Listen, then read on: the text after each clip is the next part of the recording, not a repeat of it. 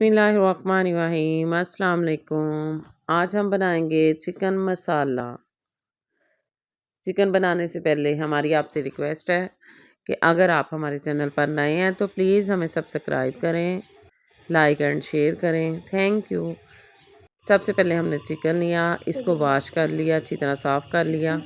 इसके बाद एक पैन में तकरीबन आधा कप के करीब मैंने कुकिंग ऑयल लिया।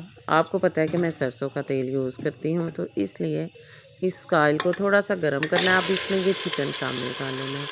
चिकन को आपने दरमियानी आंच पर इस ऑयल में भूनते रहना है। जब ये थोड़ा सा गोल्डन हो जाए तो चिकन को निकाल लेना है। अब मैंने आज मसाले को जल्दी से ग्राइंड करना है। ग्राइंड करके इसको पकाना है, पीसना नहीं है। एक ग्राइंडर में एक जार में लिया हमने 2 अदद टमाटर, थोड़ा सा अदरक, लहसुन, 4 हरी मिर्चें और 2 अदद प्याज।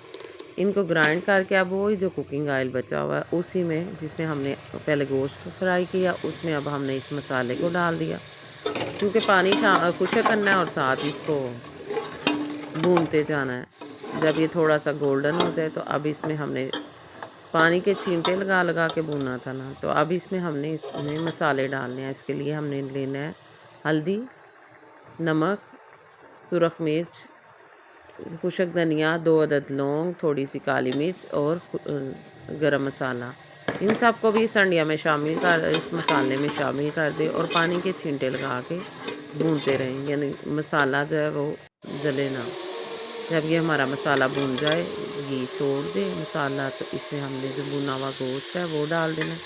गोश्त हमने काफ़ी ज़्यादा भुना हुआ था, इसलिए इसको ज़्यादा भूनने की अब ज़रूरत नहीं है। हल्का सा 1-2 दफ़ा पानी का छींटा लगाएं। जब लगे कि गोश्त बिल्कुल भून गया और गल गया, इसमें थोड़ा सा पानी डालें और ऊपर से धनिए से गार्निश करें। Thank you.